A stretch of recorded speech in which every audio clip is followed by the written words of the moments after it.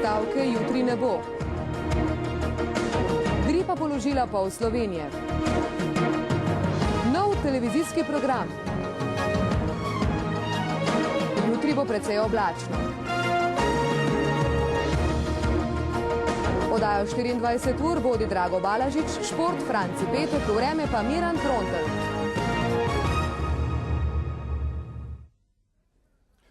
Dober večer voščim. Novica dneva je, drage gledalke, spoštovani gledalci, da lahko od danes naprej gledate nov slovenski televizijski program.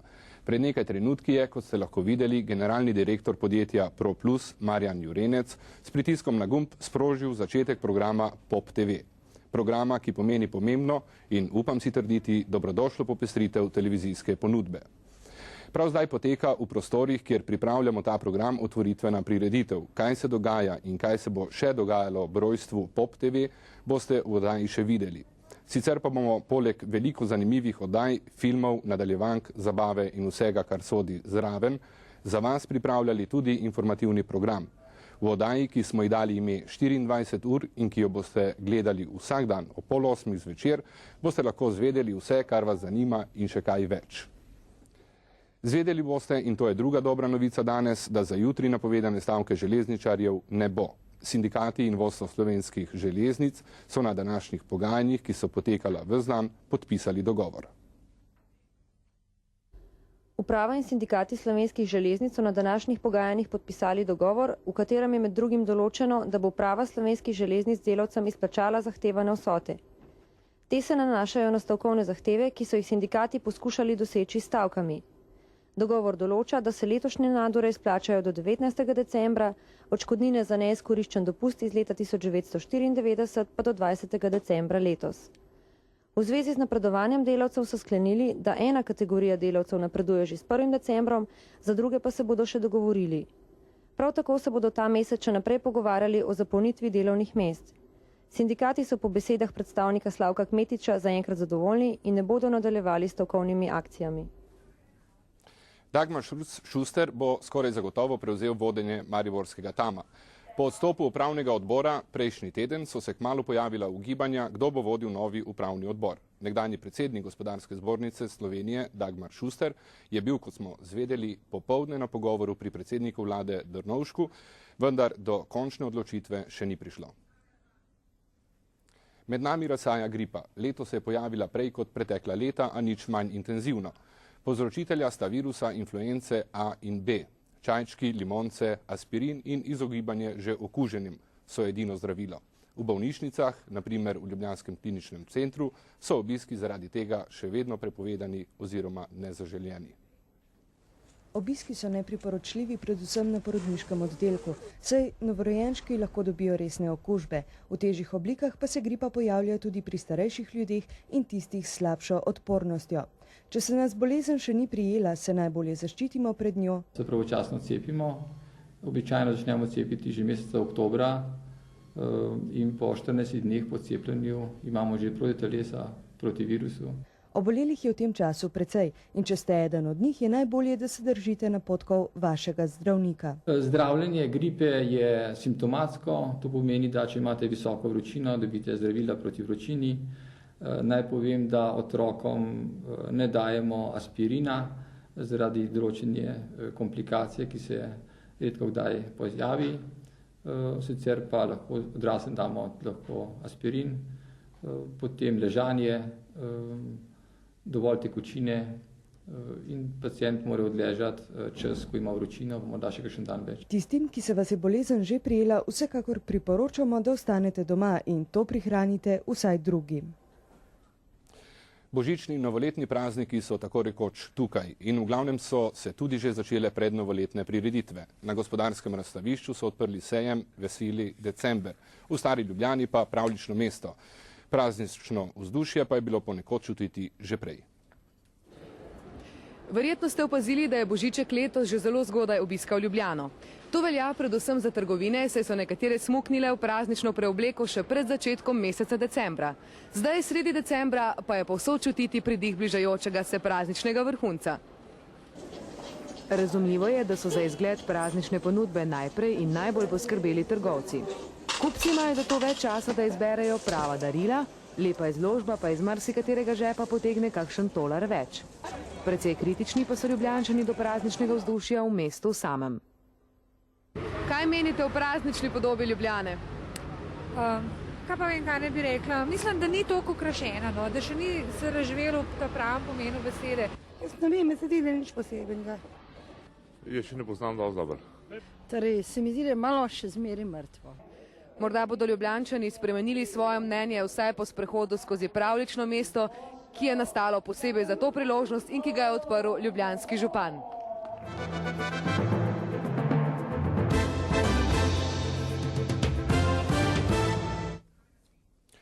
Nov evropski skupni denar se bo imenoval evro. Pri negotovinskih plačilih naj bi ga uporabljali od leta 1999. Evrobankovci in kovanci pa naj bi nacionalne valute zamenjali leta 2002. To je eden izmed najpomembnejših sklepov vrhunskega zasedanja Evropske unije, ki se je danes začelo v Madridu. Nekateri izmed predsednikov vlad in držav, ki jih je v zasneženem Madridu sprejemal gostitelj, španski premier González, so pred zelo negotovo usodo. V Italiji, ki bo 1. januarja od Španije prevzela predsedovanje Evropski uniji, naj bi danes ponovno glasovali o nezaupnici vladi premierja Dinija. V Španiji bodo spomladi volitve, na katerih ima premier González le malo možnosti za zmago. Francoski predsednik Chirac ima težave s socialnimi nemiri. Vzrok so prizadevanja francoske vlade, da bi Francijo pripravila za vstop v Evropsko monetarno unijo. Francija, tako kot večina držav Evropske unije, razen Nemčije, Danske, Irske in Luksemburga, še ne izpolnjuje enega izmed pogojev, saj njen proračunski primanjkljaj presega 3% bruto domačega proizvoda. Skupni evropski denar bo torej januarja 1999 realnost le za nekatere članice Evropske unije. Druga, tudi za Slovenijo pomembna tema je širitev Evropske unije. Zato se bodo tudi tokrat njenega vrha udeležili voditelji tistih držav Srednje in Vzhodne Evrope, ki so z Evropsko unijo že sklenile sporazume o pridruženem članstvu. Slovenije ni na uradnem dnevnem redu madridskega srečanja. To je po vrnitvi iz Pariza komentiral tudi premier Drnovšek. Zgolj vtis je, pravi Drnovšek, da evropski voditelji o Sloveniji ne želijo več govoriti na vrhunskih sestankih. Vendar resnica je takšna, da se pravzaprav največ dogaja izven teh sestankov, ne na dnevnih, formalnih dnevnih redih, ker praviloma na dnevni red ali ministerskega sveta ali drugih sestankov Evropske unije prihajajo stvari, ki so že popolnoma usklajene in dogovorene. In takrat je pravzaprav formalno odločanje o tem. Da pa kadar zadeve niso dokončno rešene, potekajo pa razgovori ob tem. Tako da pričakujem, da bo najbrž precej tovrstnih razgovorov, torej tudi danes in jutri v Madridu. Državni zbor tudi danes ni končal razprave o predlogu zakona o začasni zamrznitvi vračanja premoženja cerkvi. Poslanci so na predlog poslanke Polone Dobrajc sprejeli le sklep, da mora vlada najkasneje v 7 dneh državnemu zboru posredovati podatek o tem, po katerem členu zakona o državljanstvu je podeljevala državljanstvo bivšim veleposestnikom in kako je bil v zvezi s tem izkazan nacionalni interes. V prostorih Svetovnega slovenskega kongresa v Ljubljani se je prvič sestal Svet slovenskega naroda. Njegovi člani, predsednik Slovenske akademije znanosti in umetnosti, ljubljanski nadškof, predsednik Ustavnega sodišča, predsednik Slovenskega svetovnega kongresa in rektorja obeh univerz, so se pogovarjali o Slovencih po svetu, o odgovornosti nosilcev javnih funkcij ter o razvoju Slovenije. Vabilu se ni odzval le predsednik države. Za 3000 delavcev Kranjske Planike je posijal žarek upanja. Čeprav dokončna usoda tega podjetja še ni znana in so odprte še vse možnosti, tudi najbolj črna, pa nekaj upanja vliva nov izdelek, ki so ga že začeli delati. Za približno 430 presežnih delavcev v Planiki potrebujejo 5 milijonov mark. Država, ki naj bi tudi pomagala, pa je zaenkrat prispevala le obljube. Prazen prostor, ki je nastal po prekinitvi pogodbe z Adidasom, naj bi zapolnil Axiom, nov športni copat, katerega proizvodnja naj bi skladno s sanacijskim programom štartala danes. Ja, to se je že zgodilo. Ta proizvodnja je štartala en teden pred 15. decembrom. Delamo ta program v našem obratu v Turnišču in prvi čevlji iz kolekcije Axiom bojo na trgu že po novem letu. V podjetju še pred novim letom pričakujejo obisk ministra Tajnikarja, ki naj bi intenzivno pomagal iskati rešitev iz nastale situacije. Slednjo spremljajo tudi sindikalisti. Država je do danes prispevala podjetju Planika 54 milijonov tolarjev za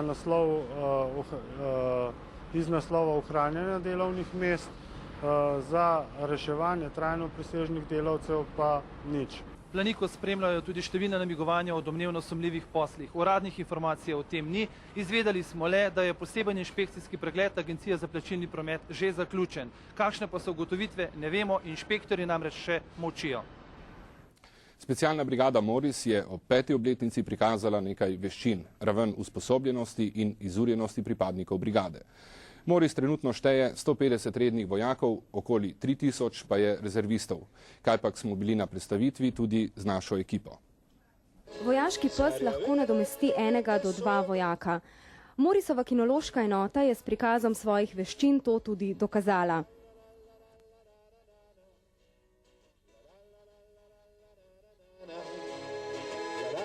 Tole pa je 5 novih moči kinološke enote. Mladiči so češki ovčarji, pasma, ki je nastala s križanjem volka in nemškega ovčarja.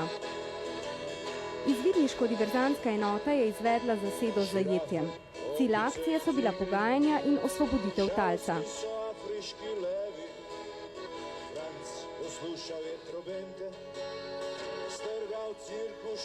Zdaj pa gledate prikaz veščin pri mirovnih operacijah. Akcijo izvaja del enote za mednarodno sodelovanje.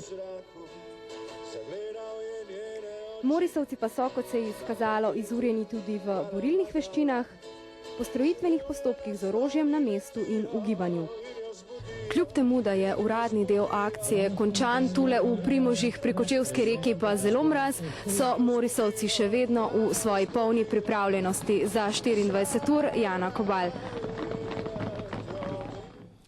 Mnogi Slovenci so prepričani, da je elektrarna Krško edini jedrski reaktor v Sloveniji, pa ni. V Podgorici, le kakšnih 10 km iz Ljubljane, že skoraj 30 let deluje raziskovalni reaktor. Je 5000-krat šibkejši kot nuklearka, a še vedno imamo opravka z radioaktivnimi snovmi. In to buri mnoge duhove. Reaktor sodi pod okrilje Inštituta Jožef Štefan, ki ga uporablja za izobraževanje kadrov za nuklearko Krško ter za potrebe medicine. Okoliški prebivalci pa sosedstva z reaktorjem ne odobravajo. Zelo slabo občutek imamo in sem imela radič, kitajski se reče, je bil v tednu ta krjavka 114 totalno vsegnil. Inštitut Jožef Štefan more pri tem masne pare služiti z dogovormi, z nekaterimi drugač. Mesto Ljubljana absolutno ne bi smela tako nevarne stvari, kot je to v centru, bodočem centru Ljubljane pustiti. Na račun radioaktivnih odpadkov, ki so v začasnem skladišču, inštitut ne zasluži niti tolarja. To je republiško skladišče, namenjeno majhnim uporabnikom. V bližini reaktorja je prehodno skladišče, v katerem se nahajajo 3 vrste odpadkov. Sodi s kontaminiranimi predmeti, kot so papir, plastika, steklovina in aktivni material zaradi obsevanja v reaktorju, večji kontaminirani predmeti, ki jih ni mogoče hraniti v sodih in so zato shranjeni posebej, in zaprti viri sevanja, ki so praviloma shranjeni v originalnih zaščitnih kontejnerjih. Sevanje seveda ne presega, niti še zdaleč ne dosega mej, ki so postavljene za take objekte. Krajane še posebej razburja, da naj bi v Podgorico pripeljali okrog 70 sodov nizko radioaktivnih odpadkov iz Zavratca. Krajani pa to odločno zavračajo. Končna odločitev o sanaciji pa bo pripravljena šele, ko bomo ugotovili, kakšne so zares količine radioaktivnih odpadkov. Prebivalci strokovnjakom, ki pravijo, da radioaktivni odpadki v prehodnem skladišču niso nevarni, ne verjamejo. Zato teh odpadkov v svoji bližini preprosto nočejo imeti.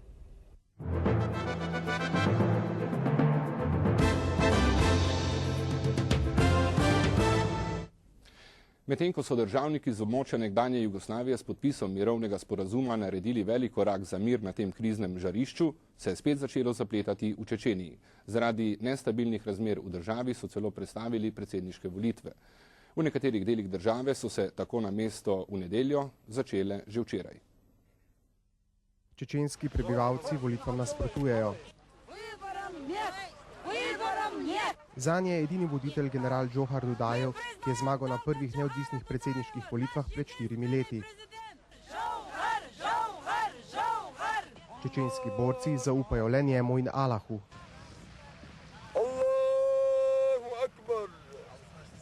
V Gudermesu, drugem največjem čečenskem mestu nedaleč od Groznega, prestolnice oporne Kavkaške republike, so se po nekajmesečnem zatišju na bojiščih spet vneli spopadi med uporniki in rusko vojsko.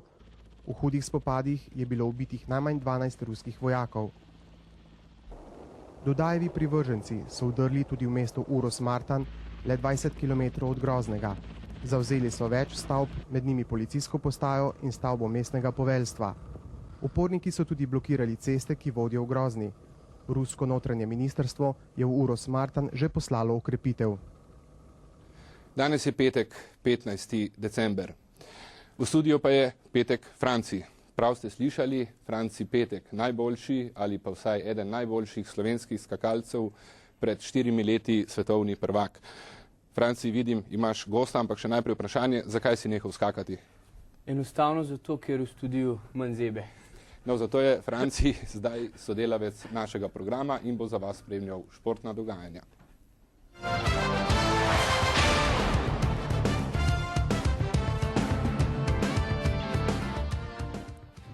Dober večer vsem gledalkam, ki moram priznati, da nocoj izvrstno izgledate, pa tudi gledalcem dober večer. V studiu pozdravljam Jelka Grosa. Dober večer. Ti si bil pred 2 letom glavni trener A reprezentance, zdaj si bil klubski trener. Včeraj pa je bila seja odbora za skoke in tam so izglasovali nezaupnico Ludviku Zajcu in pa Marku Mlakarju. Tebe pa so izglasovali za vršilca dolžnosti glavnega trenerja. Kako si ti predstavljaš korenit obrniti predvsem rezultatsko krizo naših skakalcev? Preden se, če bi bilo to normalno, če ne bi bilo to po hitrem postopku, tako kot je izgledalo včeraj, bi se vsega skupaj lotil za temeljito analizo preteklega stanja. Sedaj pa nam je preostalo nič drugega kot celovit pristop k reševanju problema oziroma k treningu in mislim, da potem ne moreš storiti napake. In a je recimo mogoče pričakovati že v zelo kratkem času bistvene rezultatske, bom rekel, viške oziroma bistveno boljše rezultate? V zelo kratkem času je možno pričakovati nekak stabilizacijo vseh tekmovalcev, vendar ne moramo pa pričakovati, da bi bilo to nekak era tvoja mogoče ali pa Primoža Vlage, Mirana Tepeža, Matjaža Debelaka, ampak lahko samo rečemo, da bomo delali na tem, da enega dvignemo nekje, da bo zadovoljil potrebe naših gledalcev. Jelko, najlepša hvala za obisk v studiu in pa želim vam čim več skokov v poden, kot se reče. Hvala lepa. Naša Špelca Pretnar, najboljša slovenska veleslalomistka prejšnje sezone, se po zlomu noge pospešeno pripravlja na vrnitev v bel cirkus. V priprave je poleg treninga na mariborskem snežnem štadionu vključila tudi kondicijski trening v fitness klubu. Po 6-mesečnem premoru je Špela spet v polnem teku, saj poškodba leve noge vsaj pri kondicijskem treningu ne povzroča več nikakršnih bolečin. V letošnji sezoni je na smuči prvič stopila konec novembra, vendar jo je takrat poškodba še kar precej ovirala. Na začetku je bila bolečina zelo velika, taka nevzdržna in sem naredila potem 1 teden pauze. Bolečine sedaj ni več, tako da lahko naša šampionka tudi na snegu nemoteno trenira. Začetek mojega treninga bo posvečen veleslalomu, čeprav se ne mislim odpovedati ostalim disciplinam. Vsaj na začetku v hitrih disciplinah še ne bo tekmovala. Njen glavni cilj v letošnji sezoni pa je dobra uvrstitev na svetovnem prvenstvu v Sierri Nevadi.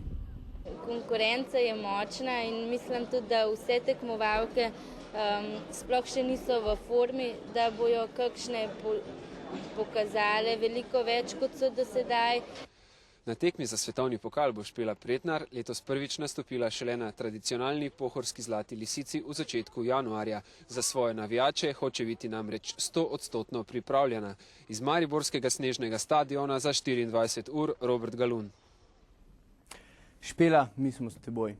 Še ena slaba novica iz našega smučarskega tabora. Urška Hrovat ima namreč težave s hrbtenico. V nedeljo ne bo nastopila v svoji paradni disciplini v slalomu za svetovni pokal v avstrijskem St. Antonu. Urška, ne sekiraj se, lepo se šparej za Maribor.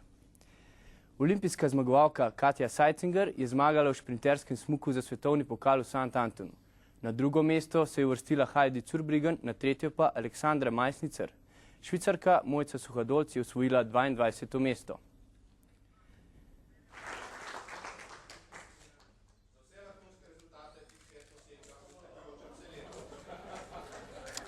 V Ljubljani laskavi naslov pri moških pa je dobil Rajmond Debelec, za najboljšo ekipo pa so razglasili žensko košarkaško vrsto Ježice. Pravkar pa so v dvorani Tivoli na ledeni ploskvi izravnavajo neporavnane račune najboljši domači hokejisti in tujci, ki nastopajo v naši ligi. Po 2/3 je rezultat 5-2 za Slovenijo. Z tekme poroča Dejan Spasič. V zadnjih 2 letih so slavili tujci, lani s 5-3, predlani s 10-4. Leta 1993, ko je bila tekma na sporedu prvič, pa so zmagali domači hokejisti s 5-2. Nocoj gledamo hiter in zanimiv hokej z lepimi akcijami na obeh straneh. Za tujce igrajo imena kot so Haas, Ninjus, Povečerovski, Klima in še nekateri. Pri domačih pa so glavni aduti Razinger, Brodnik, Beribak, Gorenc in Tomaš Vnuk. Za slovenske hokejiste pa je to tudi zadnji preizkus pred tekmo z Nizozemci, ki bo 22. decembra v Eindhovenu na Nizozemskem v sklopu kvalifikacij za olimpijske igre. Naši reprezentanti od te tekme veliko pričakujejo. Upam, da se bomo toliko ujeli, da bomo to tekmo z Nizozemci zmagali, ker jaz mislim, da so čisto realne možnosti. Pričakujem zmago, ne kaj? 4-2. Fantje so zato vsekakor sposobni. Če so svoje sposobnosti tudi prepričani, uspeh nikakor ne more izostati. Franci, konc je. Baje je konc, ne še iti spat, še imamo program. No, pa nasvidenje. Program se nadaljuje s temo, ki pa res zanima vse, no, skoraj vse. Po nekaj oblačnih dneh bi vsaj za konec tedna lahko posijalo sonce, morda pa tudi bo. Počakajte nekaj trenutkov in vse bo jasno. Ob koncih tedna bo namreč vreme napovedoval zagotovo najbolj znani slovenski vremenoslovec. Tokrat izjemoma in zgolj v petek, sicer pa ob četrtkih. Uganili ste gospod Miran Trontelj.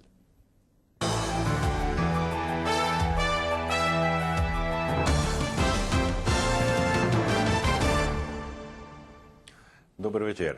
Snežna odeja je pokrila skoraj vso Slovenijo, enim v veselje, drugim v nadlego. To slednje predvsem voznikom, ki so se odpravili na zasnežene ceste, kar z letno opremo. Tudi srednja Evropa in severna Evropa sta pokriti snegom in hladen zrak se bo v prihodnem tednu iznad Skandinavije začel spuščati proti jugu.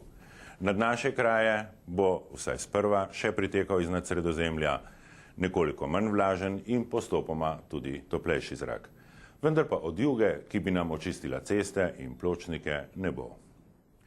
Po noči in jutri bo zmerno do pretežno oblačno vreme. Padavin ne pričakujemo, razen v zahodni in južni Sloveniji, in sicer bo v notranjosti rahlo naletaval sneg, na Primorskem pa bo rahel dež. V nižinah bo zjutraj tudi zamegljeno. Najnižje jutranje temperature bodo od -8 do -2, ob morju +2 stopinji Celzija. Čez dan se vreme še ne bo spremenilo. Najvišje dnevne temperature pa bodo od -2 do +3 in na Primorskem okoli 7 stopinj Celzija. Za izlete v gore čas ni primeren. Na strmih pobočjih se sneg še ni osul, pa tudi sicer se pri hoji predira, saj je snežna odeja debela na višini 1500 metrov, okoli 30 cm in več, na 2500 metrih, kjer so že zimske temperature, pa je snega skoraj meter. V nedeljo v višjih legah oblačnost ne bo povsem prekrivala neba, sicer pa bo prevladovalo po Sloveniji oblačno vreme. V začetku prihodnjega tedna ne pričakujemo velikih sprememb vremena, razen v ponedeljek, ko bo oblačno spet in občasno tudi manjše padavine. V notranjosti bo naletaval sneg, na Primorskem pa bo pihala burja. Nato bo do sredine tedna ves čas malo lepše vreme, kot je sedaj, in tudi hladneje bo. Prijeten konec tedna vam želim in nasvidenje spet v četrtek. Mi pa se vračamo k današnjim dogajanjem. V ljubljanskem kinu Union se čez dobre pol ure obeta neobičajna filmska premiera. Vrteli bodo namreč 70 let star Chaplinov film Zlata mrzlica. Glasbo pa bo v živo igral komorni orkester Camerata Labacensis pod vodstvom dirigenta Karla Davisa.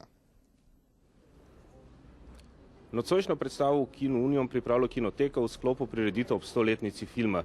Zakaj ste film iz leta 1925 označili za premiero? Ja, razlog je zelo preprost. Zato, ker se je vrtela v glavnem po kinematografih, na televiziji, na videu zmerom različica Zlate mrzlice iz leta 1942, ki jo je Chaplin, frustriran zaradi zvoka, seveda okrnil in dodal sinhrono, tehnično slabo narejeno glasbo. Tokrat pa imamo pred seboj tisto dramaturško napeto, zelo ritmizirano kopijo, skratka tisti izvirni dogodek, kot je bil na premieri v Los Angelesu in ki je bil označen kot ena od najboljših komedij vseh časov. Mislim, da gre za optimalni dogodek ob 100-letnici filma, ob katerem bi si obliznili prste v vseh svetovnih metropolah. Posebnost današnje premiere je tudi to, da ponovitve vsej pri nas ne bo. Vrnimo se še enkrat k današnji prvi novici in začetku programa Pop TV. Na dopoldanski zelo obiskani novinarski konferenci so lastniki in vodstvo Pro Plusa predstavili program, družbo Pro Plus in začetke delovanja. Generalni direktor družbe Pro Plus Marjan Jurenec je poudaril, da se danes začne program, ki bo sprejemljiv za vse gledalce. Predsednik CME-ja Ronald Lauder je poudaril, da je za njihovo družbo naše tržišče zelo pomembno. V Sloveniji namreč vidijo izredne pogoje za ustvarjanje televizijskega programa. Najbolj optimističen pa je bil direktor CME-ja Leonard Fertig, ki je dejal, da bo program Pop TV-ja eden izmed najboljših televizijskih programov na svetu. V to se boste lahko prepričali, dodajam v imenu ekipe 24 ur. Nad nami v veliki dvorani stavbe, iz katere oddajamo, pa kot že rečeno teče otvoritvena gala prireditev. Poglejmo, kaj se je, kaj se in kaj se še bo dogajalo. Povedala nama bosta Darja Zgonc in Boštjan Lajovic. Drago pozdravljen, kaže, da bom kar sama, kajti sporočili so mi, da moramo biti zelo kratki. Tu v dvorani seveda vsi gledamo 24 ur, komentarjev še ne slišimo, kajti stojim tu na sredi ali pa se jih nihče ne upa še povedati. Sicer pa vzgled programa Pop TV uspešno krmari Gojc. Tu je vrsta ljudi, vrsta bolj ali manj znanih gostov iz tujine, predvsem pa veliko domačih ljudi. Program bo torej, kot smo slišali, privlačen, poseben in popularen, kot obljubljajo. Seveda, ali bo zadostil vsa pričakovanja, bo pa seveda pokazal čas. Toliko. Hvala, Darja. Vsem skupaj želim prijetno zabavo, seveda tudi vam, drage gledalke in gledalci. Glejte nas še naprej, mi se poslavljamo in sporočamo, z vami smo.